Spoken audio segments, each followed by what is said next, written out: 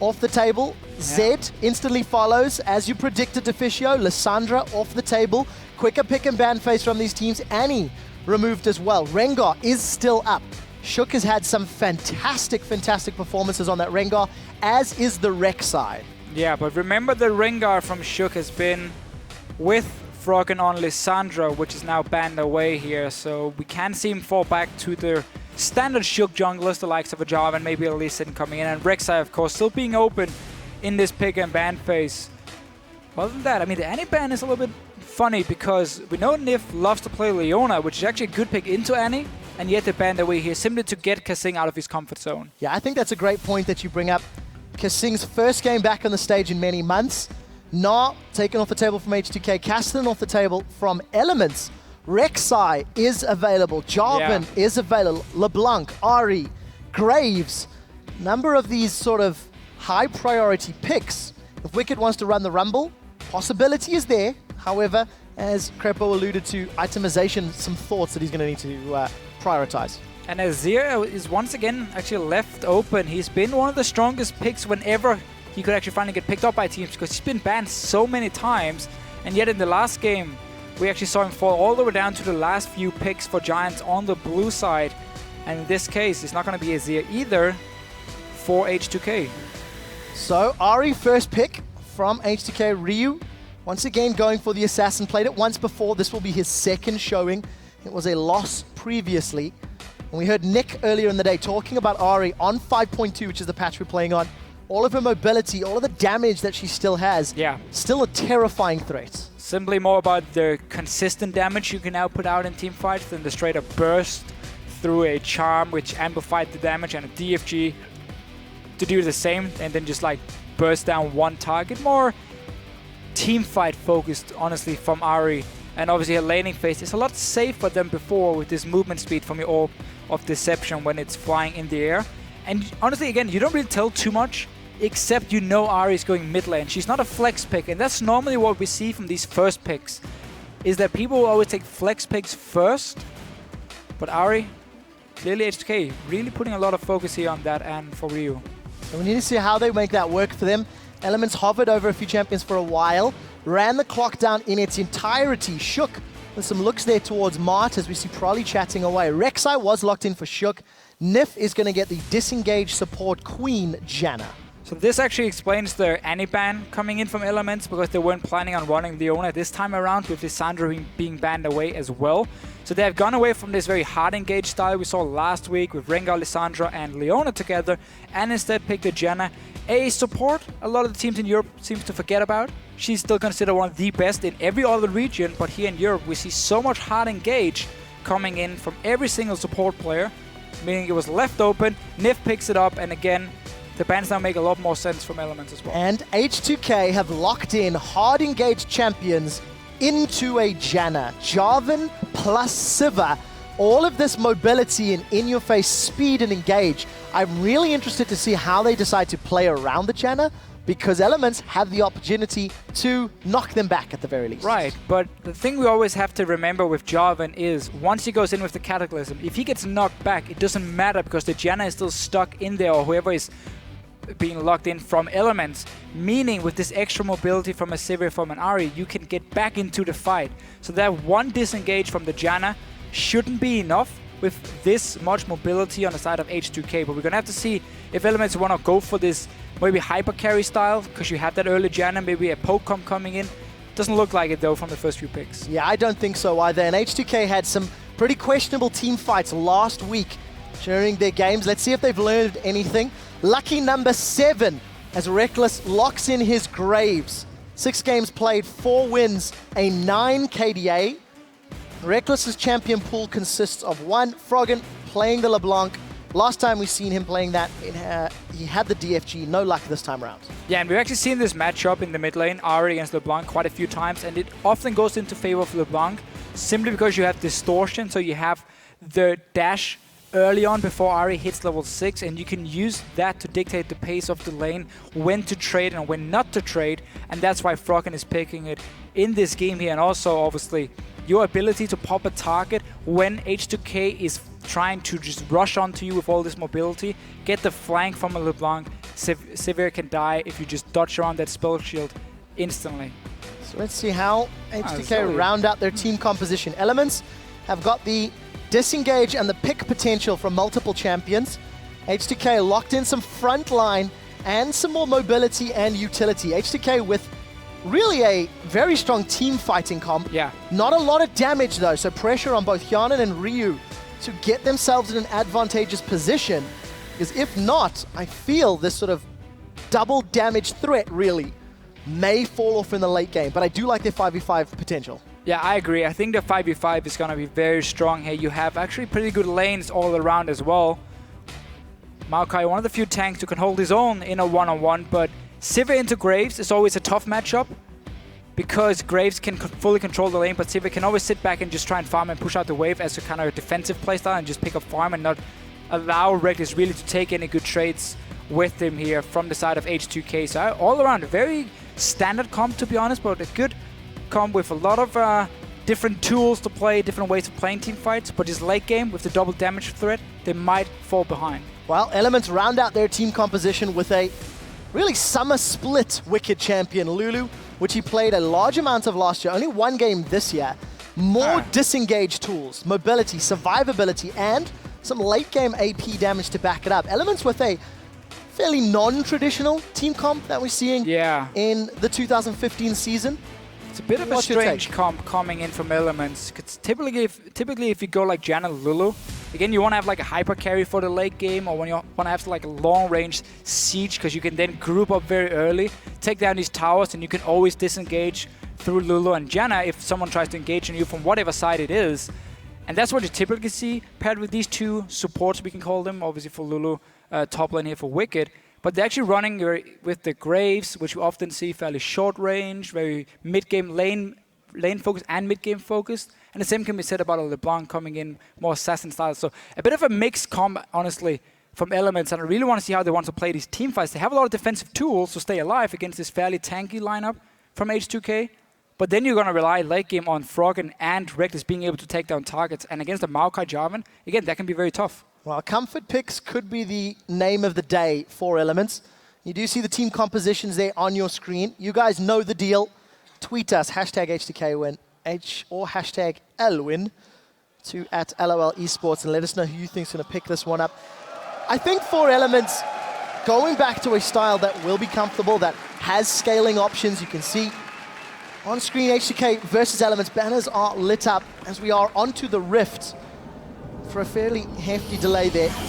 Finally, we can see who's going to come out ahead. Elements 4 and 2, H2K 2 and 4. And it's H2K that are ones that need to find some sort of magic and maybe upset the apple cart. Yeah, I really want to see Elements try and force standard lanes here. The Graves, Janna, one of the best dual lanes we have.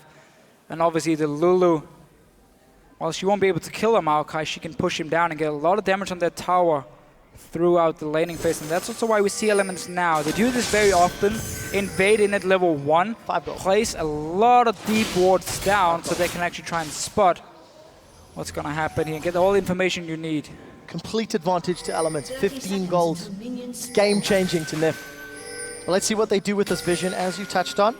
It's actually replied by Kasing.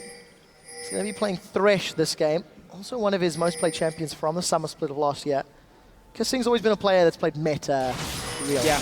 Never been always been a very standard support. I mean, he came in, he replaced We Will Failer back in the summer split last year, and again, he had solid performance. We never really got to see too much from him. He didn't stand out as a special kind of support. Just good all-around, plays the meta picks as well. One thing that we do have to highlight, while he was playing alongside Mr. Riles, we saw more from Mr. Riles than we have seen this year.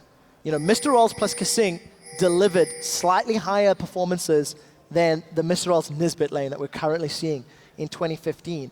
The reason I say that is we now need to see what the Kasing plus Hjarnan brings to the table, because you're only one part of a bigger picture. Yeah. And just to go back to the point we made when the game actually started here, how Elements, looking for these standard lanes, they can actually get them here. They placed all the D-wards around the blue buff.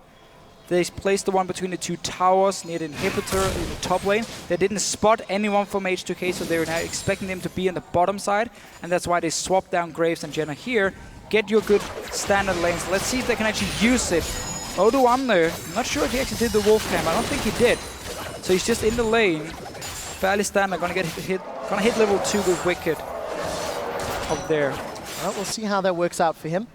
Rekkles and Nyph, we touched on their sort of lane presence during the build-up and the setup for this matchup. They've got that, you know, sort of defensive support, but when you combo the knock-up and the slow, there can be a lot of damage that comes down. Kasing, oh, he gets the death sentence. Nyph is in trouble. Ignite is out. He's forced to flash. That's first blood for Hjarnan. Kasing shows up in his debut performance in 2015. So because Elements was running around at level 1 here trying to scout out where the lanes were going, they didn't get to do Gromp at level 1, while Hjarnan and Kasing did the crooks, got the early level 2 as well as soon as they got into the lane, forcing Rekkles and Nyph to then back away from the waves and be in a very big disadvantage. And then one hook from Kasing, you get your first spot here. So simply because Elements were looking again to see where H2K was sending their dual lane, they couldn't do a camp at level 1, fell behind to it, and now gave up a first spot to Hjarnan. Well played by Hjarnan and Kasing. Rekkles and Nyph living up to expectations, to be fair. But big wave in front of Rekkles. It's not going to hurt him too much as far as experience and gold goes. We'll let him keep track of those numbers and see how Hjarnan decides to spend his money. We did catch some glimpses of Wickd as well as Froggen, putting a lot of pain down onto the respective lane opponents. Froggen in particular with some cheeky distortion ethereal chains plays. And we catch our first glimpses of both the junglers. Fairly standard starts, both going for their farming items and just trying to get some power spikes before they look for opportunities to gank. Yeah, and still, just a big mistake in that bottom lane. You should never be in range for that hook coming when they are level 2 to level 1. So Nyph is not going to be happy about that one. Yet Rekkles to get some farm on the turret, but again, he's been forced to go back now. Not having enough gold really to pick up anything other than just Adorn's blade and boots, meaning he's again even further behind compared to Hjarnan, who's already gotten a pickaxe. Well, let's see what Shook and Nyph can do. Kasing is going to flay Shook backwards. Death sentence goes way wide. Double knock up from Nyph, but not going to follow up with anything further. And we need to see how Hjarnan can make use of this additional attack damage with that pickaxe and the ability to push the wave if he wants to. Right now, H2K getting control of the crab and the vision in the river. Yeah, so what Rekkles decided to do, if you wonder why he actually went back before he had enough gold for the pickaxe, was simply saying, I know you're going to return with a pickaxe, and if I just sit on one Dorn's blade, I can't do anything to you. You can push the lane in. And because he's against a Sivir who can get so much damage on a turret and fast push waves, he said, I have to go back and just get something. That Dorn's blade is going to give him a bit more power to try and hold back Hjarnan, and that's why he felt forced to do it. Now he wants to farm up to let 1500 gold point, 1550, sorry, for that BF sword with his second Dorns, knowing he's in a disadvantage, but it's better than nothing for him, and that's why he did it. Yeah, and there is some wiggle room with that Janna Eye of the Storm, going to be buffing Graves' damage, so once they get close to level 6, assuming the spell shield is not a problem, can make something happen. Shook is going to see those footsteps. Remember, as soon as somebody moves, he's going to be able to sniff out his opponents. loulex, of course, had no vision of Shook, so he had no idea to stand still. And it's a very, very powerful ability. Rekkles gets played backwards. Kasing knocked up in the air. Death sentence goes wide. Rekkles takes a lot of damage. He's got no potions to speak of, nor does he have someone to heal. Yeah, and top lane here, I quite like how the wave was being built up by Wickd, and then both junglers actually knew, okay, I can either go for gank or counter gank. Gank obviously from loulex, knowing the wave was being pushed down. You have the Jarvan to set it up, and then Shook knowing he had to be there to counter gank because Wickd had built up such a big wave. So both junglers here reading their minion waves pretty well, and therefore nothing really happened. Just counter each other out. And again, it's just about this bottom lane now where the lead is in favor of Hjarnan with 10 CS. He got a good back timing. He got the pickaxe. He's looking strong. Look at the damage as well on this tower. This is what you can do. If you get a lead on a Sivir, you just keep pushing in the waves again and again and again. So, very well played by Hjarnan and Kasing. It's way too early to say. However, you cannot deny that it was Kasing that set that first blood up and punished Nyph's decision-making. So Hjarnan and Kasing setting up H2K strong in the laning phase. Just under 1,000 gold in the lead.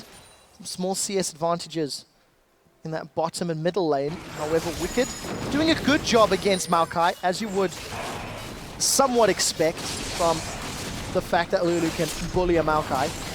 But early dragon here for H2K, this should be uncontested. Good timing again. You can see how Rekkles was down to 50%. I believe Nyph was actually out of mana. He started recalling, and then H2K knew, okay, we have all the pressure in the bottom lane, we have all the pressure in the mid lane.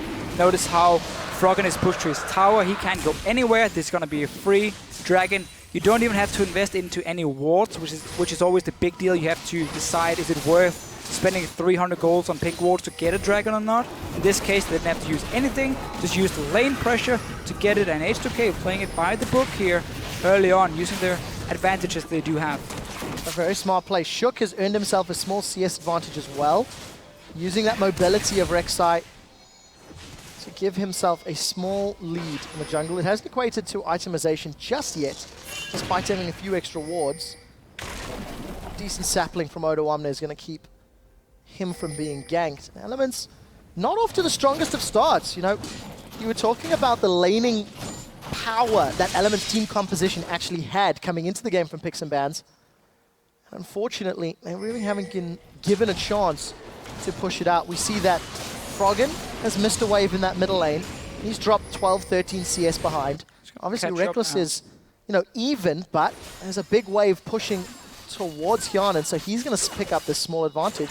You know, this laning phase going in favor of H2K. So again, simply because Elements were late to this bottom lane, didn't get to do a camp and then got surprised. I mean, not really surprised, just caught out of position and simply falling too far behind. Then due to that level 1 play and being late to the lane itself, and obviously in the mid lane, the new Ahri here, what you can do as well is you can actually build Abyssal Scepter as your first item. Very strong into double AP in this case, and simply become somewhat of a semi-tank at least, and be very hard to kill for the likes of a LeBlanc. No one-shot potential from Froggen, and therefore you can just keep pushing in the lane and rely on this sustained damage instead of the straight-up burst from an Ahri. Yeah, I want to talk about the items that Hjarnan's picked up. With this small lead that he's gathered, he's actually finished his Berserker's Greaves and picked up a longsword. So, not going towards an Eye Edge just yet, or the Shiv. So we need to see how Hjarnan's build develops, and the farm alarm from Shook in the background. I would expect him to go for Infintage now, or a Brutalizer, and then obviously Infintage after, and then complete a Ghostblade as his second item. Because he has his lead in the lane already, you want to really push it. Ghostblade is great if you want to try to snowball in this mid-game here, get that extra damage from the passive. Especially the armor penetration is so important on Sivir for her boomerang damage in early to mid-game, which is what he's aiming for, and that's why he's sitting on this long sword for him. And obviously, he's going to keep pushing in this wave. Rekkles just has to pick up farm, and this tower is going to go down. I mean, in just a matter of a few minutes, H2K can make a small little move, take it for themselves, but for now I think they're happy just farming. Yeah, but what do they do next? If H2K take the tower down, do Hjarnan and Kasing just roam around? No boots in Kasing yet. Hjarnan with those Greaves may be able to move lane to lane. Look at the damage that Ryu's put on this middle lane. So H2K may be able to accelerate their gold lead if they can string together a few towers. It's a very easy rotation for H2K to take the bottom tower, push up one more wave with loulex being there as backup, and then just go straight to the mid lane, take that tower as well. Dragon should spawn them fairly soon. You go back, you get your items and obviously a few wards, and then you make sure you take the second dragon as well, and suddenly you have 2 towers to 0. We see loulex already now being here a bit of a... honestly, he's just here for backup. He just want to take down this tower because it's so low. Jungler comes down, push it up one more wave, and then go straight to mid lane. Well, Root Unless gets in Ryu goes play. down. The second chain does not. Ryu may be able to get a counter. 1 for 1. Ryu manages to get a reply on Froggen. Considering he was ganked and a little overextended, not the worst outcome. No, 1 for 1, and now Hjarnan straight into this mid lane here. Pick up some more farm for himself. It does again delay the push a little bit. For H2K, the Ryu went down. They would actually prefer him just sitting there and pushing in the waves, and then wait for them to come and take the turret. So delaying them a little bit. And a 1-for-1 trade, kill for both the mid laners. Oh, Rekkles may be in trouble. Kasing, can the wind-up connect? No, because he hasn't thrown it yet. And the dash from Rekkles keeps him safe. Quick draws away. Kasing continues to help Hjarnan farm away. 117 CS to 97. That's a 20 advantage. Hjarnan's currently sitting on 1,700 gold, thanks to picking up A lot of farm, and obviously that tower. You can see the goal differences even in the top lane. 400 in the favor of Shook. Ryu ahead in the middle lane. A small CS and the gold from the tower, of course.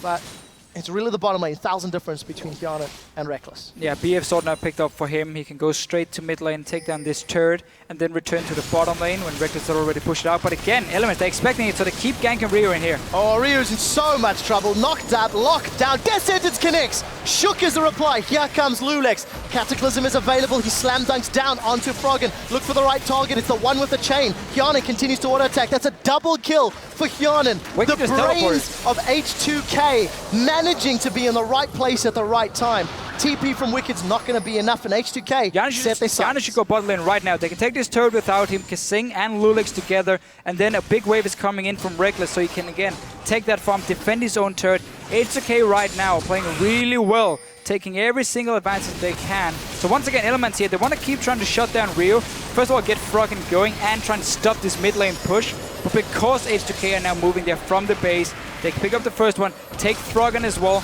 Teleport actually coming in from Wickd, despite it being way too late. Odoamne cancel as well, so none of the top laners have teleport here.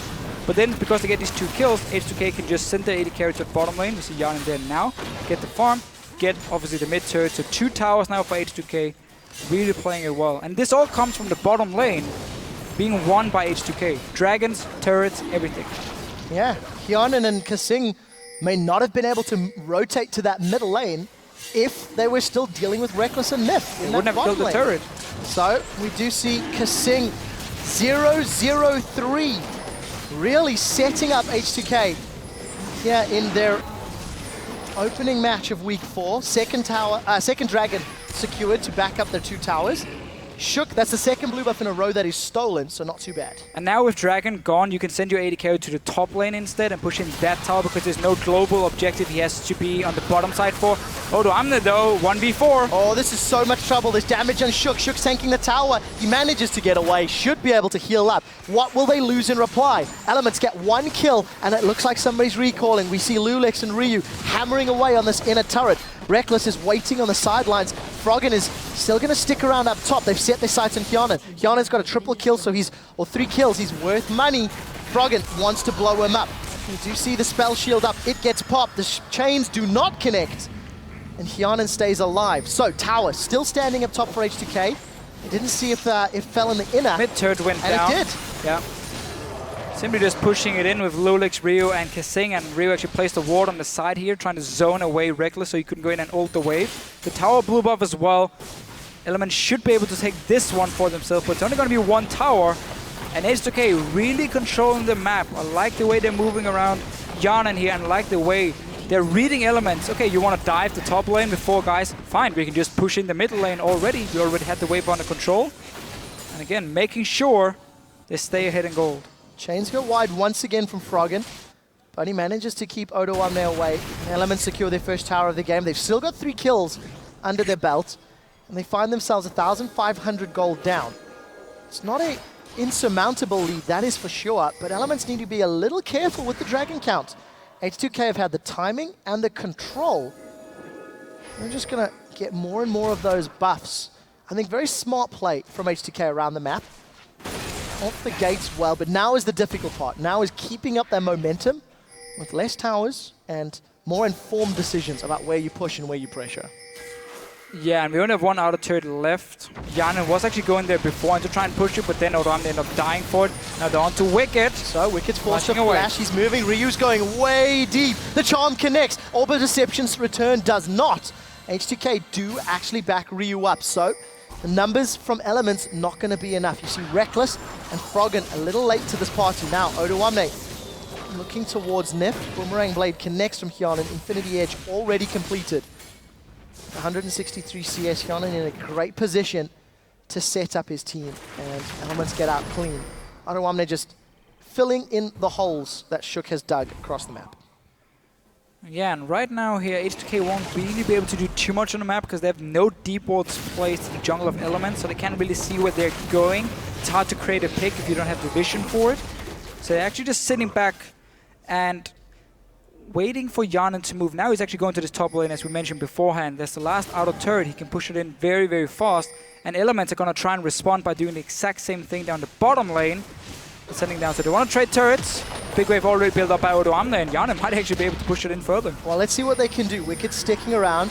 And you see Ryu may want to put some damage onto Shook.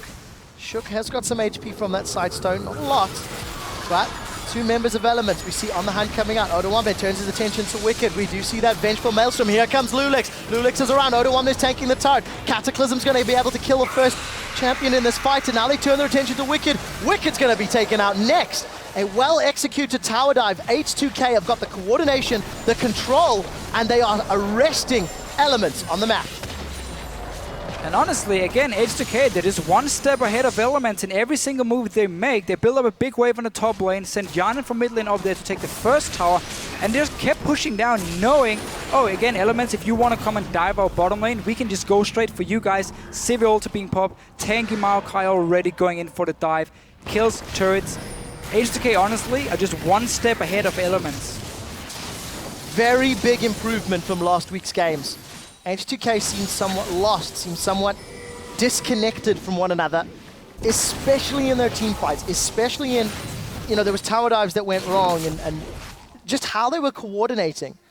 We've not seen a 5v5, but H2K with their skirmishes and their movements, 2, 3, 4 man, are working out very, very well. Hjarnan gone for a Zeal and pickaxe next, so maybe not even needing that Ghost Blade considering how well their laning phase has gone. Just gonna save their longsword then for either the BT or the Last Whisper later on for himself. So actually deciding just to say standard item build for him. Better late game anyway. You would have to sell that Ghost Blade late game, so it is not as strong as a Static Shift or a Phantom Dancer in a long drawn out team fight.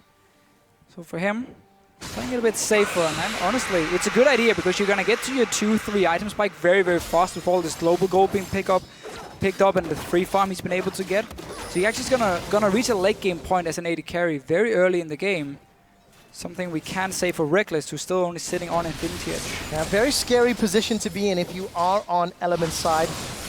They are, of course, they have put together this team comp that had the ability to do well in laning phase, but unfortunately have just been bullied away. So let's see how they dig deep, see how they play this mid-game phase.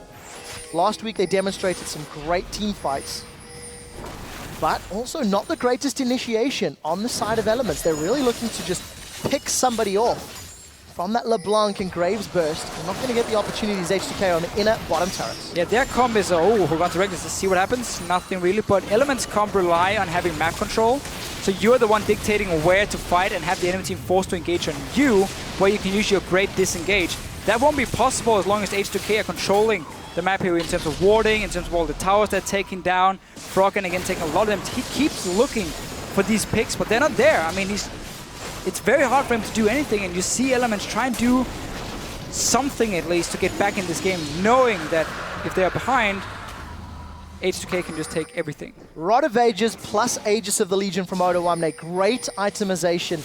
Using that early gold advantage to give his team an aura. That's going to reduce both Wicked and Froggen's damage. You saw him defending that inner turret and buying all the time H2K needed to secure their third dragon.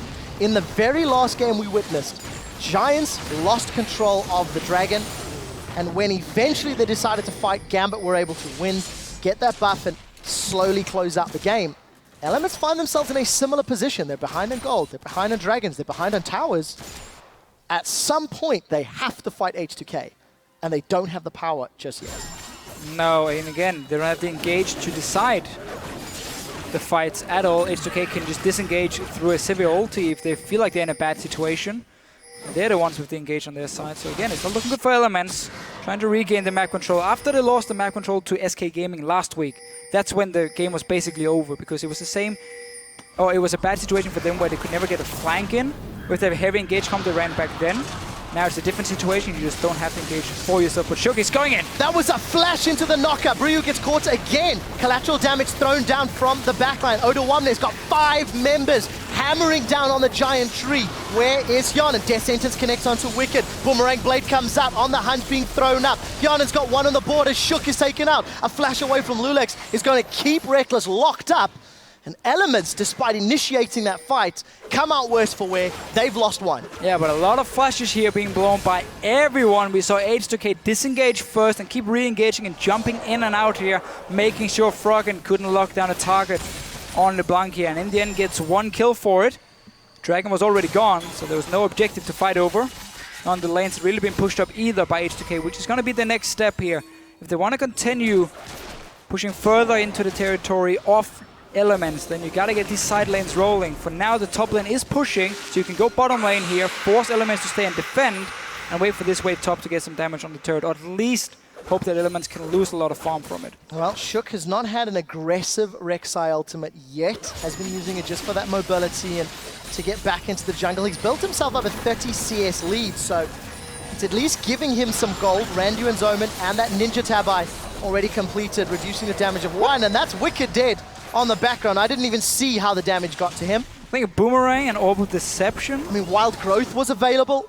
I have absolutely no idea how he was taken down. Hopefully we get a replay of that one. H2K waiting for this next minion wave. And they're just going to keep the pressure on Elements, keep Elements on the defensive. Yeah, again, look at the top wave pushing in. Just force Elements to stay in this bottom wave. Get a tower, all the outer turrets are now gone. It's really, really looking good for H2K.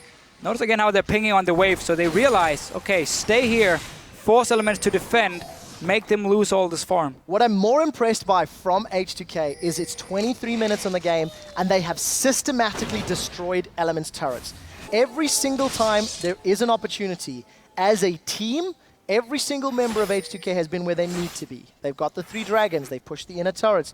They're moving around effectively, and this is now the hardest nut to crack. Inhibitor turrets, they've got some vision down in Elements jungle, and they now need to figure out how they uproot Elements in their own base.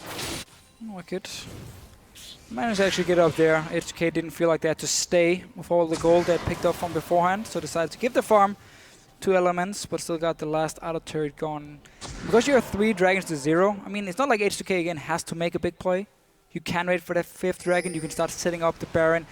We see Oracle being picked up for Kasing. I like that. Again, you have pink wards for loulex, greater stealth totem for Odoamne as well. So a lot of wards possible. Sidestone coming actually very late from loulex. He didn't build it early on. He was waiting now for this team fights to start happening and knowing, okay, now we really got to play the map. We are in the lead, so as long as we ward up the entire jungle of Elements, they will never be able to run in and face check us. We were just going to take that fight and just kill them. So that's why he's picking up a fairly late Sidestone. Thank you for voting on Twitter, everyone. H2K, 75% of the vote.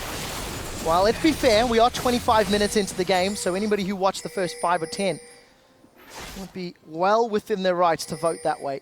H2K with a 5k gold lead, a minute to Dragon, and complete vision control of the bottom half of the map. Yeah, and I still want to see how Elements wants to play with their comp, because it is strange to see like Lulu Janna and then not running again the hyper carry or like a poke comp or siege comp. Instead a very bruiser focused AD carry in Graves, and obviously the LeBlanc as well for the pick potential. But you don't really synergize too well at all here, where H2K on the other hand, because you have that front line on the Maokai and the Jarvan combined with his Sivir to start these fights, you have so much all-in potential. So I really want to see what Elements wants to do in these late game fights with their comp. If it's just going to be all about staying alive through the engage and then hoping for Froggen to find that one pick or Rekkles being able to clean up a fight. But then again, why not just pick something that can melt the tank? 0-0-0 on Rekkles after his support gave up first blood early on. He's not had the ability to shine. What does he have that traditional front line that may give him the time to shine in these team fights? Jarvan, Maokai, Ahri, Sivir, all with tools to run him down. But H2K need to find him in a position where they can. Still pushing the wave, doing a decent job at the side lane control for H2K. I must admit, I'm a little bit surprised Locket is actually on Odoamne. Because you've got all this global gold, that's where normally your support can get a fairly early Locket for himself. Instead, Kasing decided to get the Ruby Sidestone, so he wants that one extra ward because he knows, again, there's going to be a game of vision and a game of H2K forcing objectives now. But he could have gone like full tank Maokai here, and then late game a Graves is not going to kill him, a Lulu is not going to kill him, and LeBlanc doesn't want to use all her burst on him either. So had he just gone full tank, I think that would have been better for H2K and use all the global gold to get the locket on Kasing instead. Alliance managed to recall from the top lane, but they're going to be late to this turret. H2K have found a window of opportunity. They have punished Elements. They've got the turret, and they're going on the inhibitor. Inhibitor's down to a third. On the hunt, thrown out from Hjarnan. He's looking for targets. Charm doesn't connect. H2K get the objectives and get the hell out of Dodge. Inhibitor down. Elements, they're left floundering. Yeah. All game long, starting in the laning phase, H2K has just been, honestly, the better team in this game here. Every single move they've made on the map resulted in them getting a tower or dragon. 4 towers to 0. The shot calling looks great for H2K suddenly. And I'm actually really looking forward to see if they can finish the game now. You have Inhibitor gone in the bottom lane, which means you can bait out this Baron here, have the super minions push in the bottom side, force Wickd to stay back and defend. Get full control around this Baron and bait Elements into a bad fight, or take it for yourself, wait for 5th Dragon, go finish the game. H2K are demonstrating how to take advantage of a lead. From getting first blood on their AD carry, they were able to push each and every lane respectively over the course of the next 15 minutes. That has allowed them to escalate this lead, and with super minions in the bottom lane and Rekkles dealing with them, H2K are so confident they're starting Baron. Wait, you have teleport in your top lane and you send your AD carry to deal with the bottom lane? Clearly Elements are just going to give up this Baron here, or hope for Shook if he can like steal it, but no, it's not even nearby. So Elements actually deciding to say we can't fight for Baron no matter what. So we just give Rekkles the farm in the bottom lane. He needs that last whisper anyway, because these two tanks are gonna start building armor soon. For now, they're just sitting on some magic resist against the double AP of Elements, but we know they're gonna start putting in these random entombments. Deficio, Elements gave up the inhibitor from poor positioning. They gave up Baron from being splits up. Honestly, it looks like they've given up this game because there's no plays. Yes, they were behind, but they've not had the defensive wards they need to. Now we do see H2K with Baron buff pushing down this middle lane. Hjarnan takes a lot of damage from Rekkles. This may put a big halt on the siege. Let's see if he can regen with that Blade of the Ruined King. And how much deep vision H2K set up on the back line. Shook is looking to fight here. Well, let's see what they can do. Kasing gets slowed. Odoamne's gone in. Ryu's going to flank from the side. Didn't work. The first victim is Nyph. Cataclysm goes out. We see the flash forward. Charm doesn't connect. Wicked splitting to the left. Rekkles splitting to the right. Wild Growth is up this time round. Orbit Deception's not going to be enough. Froggen re-engages as he gets caught up in the end. The collateral damage plus Froggen. They get 1, lose 2, and an inhibitor. Baron buff on those minions. H2K, they're on the Nexus turrets. They're going for a 30-minute victory. H2K are there. Hjarnan's got the damage to finish this one off. Elements are not going to be able to defend. And H2K with a stunning victory over Elements. Rise above, show that their substitution pays off. They've got the win. And honestly, that was a stomp by H2K. Hjarnan on this Sivir here did such a good job of getting that early lead and just pushing down every single tower for himself. Look at that, all hugs around. Kasing ka-ching. If you are an H2K fan. 3-4 now. H2K may have the makings of the Alliance curse from Summer Split. Remember Alliance won every game, then lost every game, then won every game, then lost every game. From week to week, H2K went 2-0, 0-2, other way around. 0-2, 2-0, 0-2, and they've got a win now. Got a win now, but for what sure. a convincing win. Again, fantastic game by H2K. I don't even think they made any major mistakes at all, and that's not something we see very often. Even in professional games, there's always something you could have done better, but in this game, the way, again, they play around the lead to get in the bottom lane, loulex coming down, take the first tower, you go straight to mid lane, take the next tower, send Hjarnan top lane, take another one. And again, Elements with their comp, once you fell behind, you suddenly couldn't start anything because you have no hard engage, and you are relying on them engaging on you and you disengaging. But this wasn't through team fights that H2K won. That was just map pressure, taking down outer turrets with your AD carry. And no, like, it's not even like, so the wave clear on Elements would have been mainly from, again, Rekkles and Wickd when it comes to if you're sieging on a turret, because again, LeBlanc can't really jump in and clear the wave if you're standing right in front of her. But you never got to that point either, because Elements were just spread out on the map. And Sivir just pushed every single lane for herself. Got all the turrets. Yeah, very stern looks there on Froggen's face as he packs up his gear. I think, yes, H2K played a near flawless game. The composition of Elements almost allowed them to do that in some ways. Yeah. There was very little tools for Elements to make use of that they could punish H2K. But the one thing I do want to highlight is that comp, you alluded to the lane presence and the strength that they had in the early game. Elements just didn't show up. You have to question, did Elements feel they were going to outclass their opponents individually? Hence, they could go for a less synergized team comp? Because it simply did not work out. I think this is a comp that works really well in scrims.